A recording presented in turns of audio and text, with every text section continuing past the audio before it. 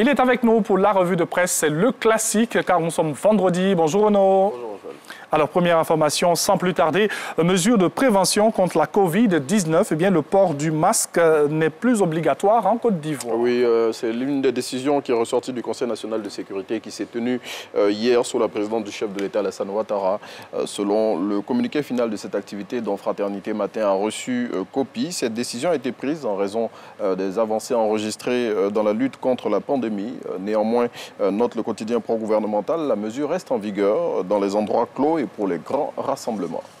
Et autre décision prise lors de cette rencontre du CNS, c'est le renforcement des moyens de forces de défense et de sécurité. Oui, le chef de l'État a donné cette instruction pour permettre au FDS de mieux mener la lutte contre le terrorisme et le grand banditisme. Et selon le quotidien Le Matin, le président Alassane Ouattara a souhaité que cela se fasse dans les meilleurs délais afin de permettre aux agents des forces de l'ordre de mener plus sereinement leur mission de protection des biens et des personnes. Retrouvez le compte-rendu complet de la réunion du CNS d'hier dans le numéro de ce jour du quotidien Le Matin. Et troisième information, la Côte d'Ivoire va renforcer sa capacité de production en électricité. Oui, c'est ce que révèle le Patriote. Selon le confrère, la centrale thermique d'Azito va enregistrer d'ici quelques semaines un renforcement de ses capacités de 200 nouveaux mégawatts, ce qui permettra à notre pays d'atteindre 380 mégawatts et d'accroître la puissance installée sur le réseau national afin de faire face aux aléas qui pourraient survenir dans son exploitation. Plus de précisions dans le Patriote. Et nous évoquons à présent le BTS 2022. Les inscriptions en ligne ont débuté. Oui, depuis le mercredi 23 mars, la plateforme d'inscription en ligne est ouverte et ce jusqu'au 31 mars 2022 pour les inscriptions des candidats officiels et des candidats libres à l'examen du brevet de technicien supérieur ayant procédé au paiement du droit d'inscription mais n'ayant pu finaliser la procédure. Cette information émane d'un communiqué du ministère de l'Enseignement supérieur et de la Recherche scientifique. Ce document dont l'Infodrome a reçu copie précise que le dépôt des dossiers se fera directement à la direction des examens et concours du jeudi 24 au jeudi 31 mars 2022 et que passé ce délai, aucune autre inscription ne sera admise. Et l'on nous le dit, les enfants qui font la maternelle eh bien, ont 90% de chances de faire des études universitaires. Oui, c'est ce qu'indique l'inspecteur de l'enseignement primaire et préscolaire de Ferké Sud. Selon Traoré Karamoko Abdoul, les enfants apprennent pratiquement tout à l'école maternelle, ce qui leur permet d'être éveillés et plus enclins à faire de longues études car ils prennent goût très tôt aux études et ce haut cadre de l'enseignement national qui, selon le Patriote, n'a pas hésité à faire redoubler tous les élèves d'une classe de CP1, invite donc tous les parents à inscrire leurs enfants à l'école maternelle.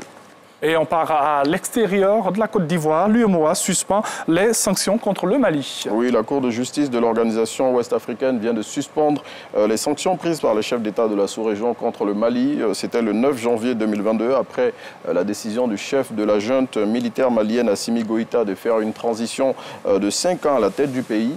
Pour rappel, ces sanctions avaient entraîné le gel des avoirs du pays à la BCEAO ainsi que ceux des entreprises publiques et parapubliques. Bamako avait également été suspendu de toute assistance financière des institutions internationales. Cette décision, note Abidjan.net, intervient au moment où se tient ce vendredi à Accra un sommet de la CEDEAO auquel est invité le président Assimi Goïta. Alors aujourd'hui, on parle sport. La Côte d'Ivoire affronte la France. Oui, les éléphants seront face aux Bleus au stade Vélodrome de Marseille ce vendredi soir. Et pour cette affiche, qui est la première sortie des pachydermes ivoiriens après la CAN Cameroun 2021, le sélectionneur Patrice Baumel et ses poulains espèrent tenir la dragée haute aux Français.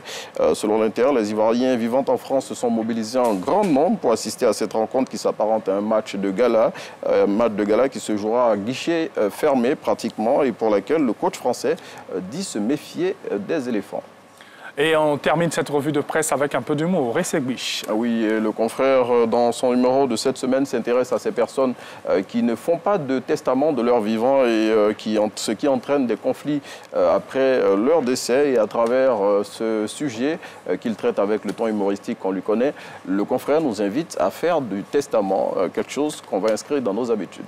Bien sûr, c'est pas que pour les Blancs, je voudrais le dire comme ça. Oui. Nous aussi, on peut en faire et c'est important. Il faut le faire pour éviter des désagréments parce qu'après, très souvent... Dans les familles. Comment? Trop de palabres sur les partages des biens dans les familles. Oui, trop de palabres et souvent les mères se retrouvent seules et tout avec les enfants. Oui, trop de choses. Et le confrère, il a une petite idée pour éviter ce genre de problème. Là, il dit c'est mieux d'être le seul héritier. C'est clair. On est seul, il n'y a pas de problème. Merci beaucoup. Merci à Renaud.